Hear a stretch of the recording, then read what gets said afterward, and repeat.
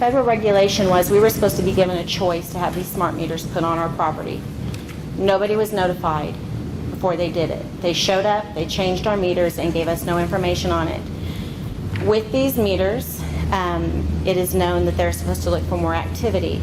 Just to tell you, from the few of you whose bills I have looked at and that I have done the math on, I have seen increases from anywhere from 20% to 72% increases from last summer as far as kilowatt usage, not billing. I'll give an example of my own home. I'll throw myself under the bus. First of all, let me explain to you guys, I look like crap tonight because my electricity got shut off at 2 o'clock this afternoon for no known reason. I kind of have a feeling I know what my reason was for it being shut off, but aside from that, last summer I had a group of college kids that lived in the house that I'm buying. 7 kids lived in my house, lived in it like a frat house. Their highest bill was $258. Same time this year, my bill was $1,538. So when the city tells me the meters are working perfectly fine, they're functioning perfectly fine, one of the things I want to mention is yes, they are functioning fine. The meters are doing exactly what they're programmed to do, and it's to look for what our peak hours and usage is. They are programmed to look between 6 a.m. and 6 a.m. and 10 a.m., 6 p.m. and 10 p.m. They pick up excessive usage during that time frame. So let's say your family comes home, and this is coming out of the mouth of Mr. Larry Hughes himself when he came to my house to test my meter, and this was his example. Your family comes home at night, you start cooking dinner, turning lights on, watching TV, taking showers. That meter is going to pick up on that excess usage that just started occurring, and it's going to start averaging it out over 30-minute increments. At the end of the day, all that excessive usage that happened, no matter if it was a 15-minute time frame, 30-minute time frame, it averages that excessive usage out, and it tells them that's how much you used for the day. So not when you're gone all day and your lights are turned off and your air conditioner's turned up higher and nothing is running in your house except your refrigerator and your AC. It's looking for you to use more electricity. So when your bills are higher this year, it's not what they're charging you that's higher. It is actually the consumption rate that it is looking for, and then they're able to increase the amount that they're billing us for. Does that make sense? Okay. No. No, really.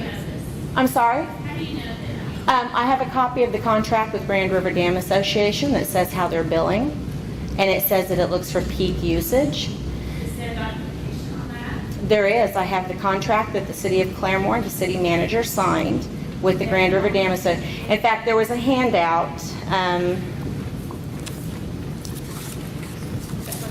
Bear with me just a second. One of the handouts has a couple of pages. The very first thing on it, it says like base usage, and it will say, there's 3 columns. It says, you've got it right there. It says GRDA on the top of the paper. What the first page here is saying is that every resident, regardless, if let's say you flip your breaker box off in your house and you let it set for an entire month with no usage, they are going to bill a resident a total of $58.76 just to be a customer. That's with no power usage whatsoever in your house. The second page talks about how they configure what our actual bill is.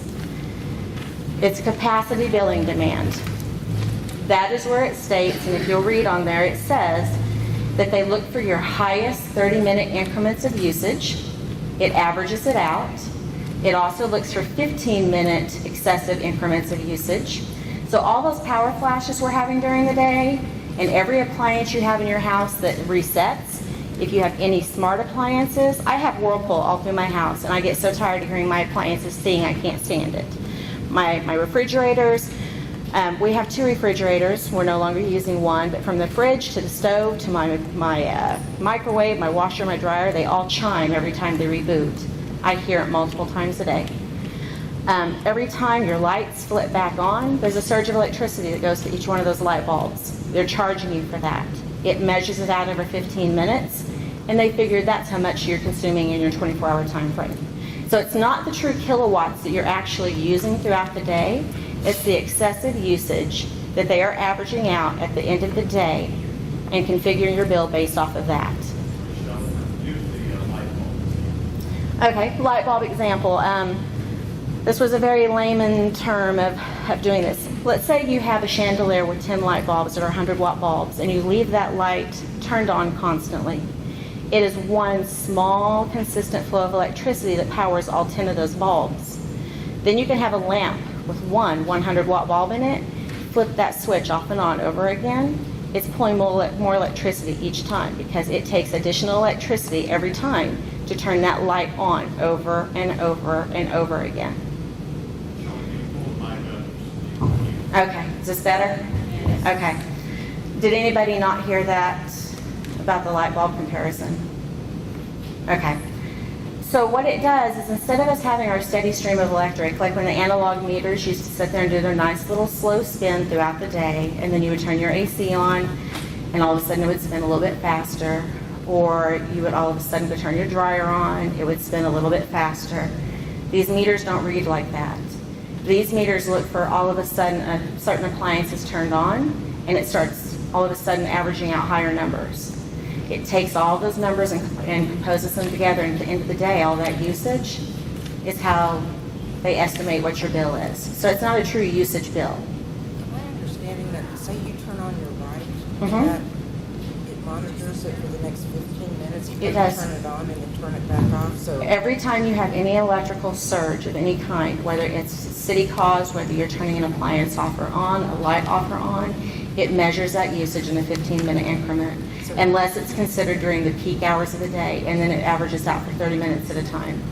So then, say you go into the restroom, use the restroom, turn the light on, use the restroom, turn it off, and you may be in there for a minute, but it's going to...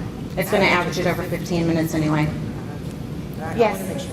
What I'm saying is, it doesn't get to shut stuff off, trying to keep your electric bill down, because there's still gonna be that anyway, so you're using the electricity. That actually is a battle I have with my kids over the past few weeks, kind of as an experiment.